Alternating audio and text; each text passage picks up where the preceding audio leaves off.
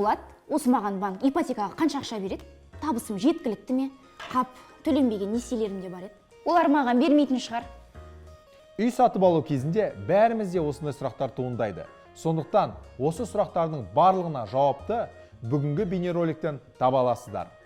Бәріңізге сәлем, бұл Нұрболат ипотека академиясы. Алдын ала табысты растау не дегенге төменде көрсетілген бөлімдерден жауап аласыздар. Банк сізге ипотека ретінде бере алатын алдын ала соманы анықтайды. Кіріс пен ай сайынғы төлемді және несие тарихын анықтаңыз.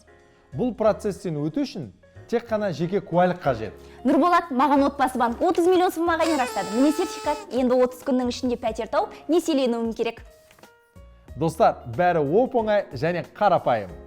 Үйден шықпай-ақ операторларға бейне қоңырау арқылы хабарласуға болады. Олар сізге бәрін айтып, есептеп береді.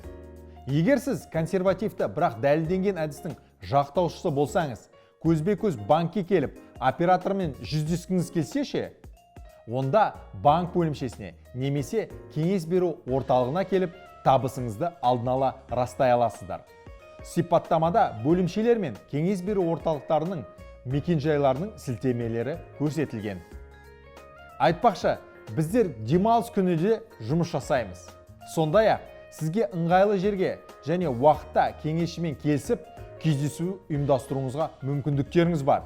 Кеңесшілер тізімі сілтемеде осы бейнероликтің астында көрсетілген.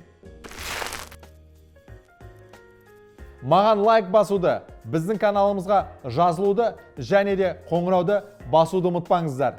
Келесі кездескенше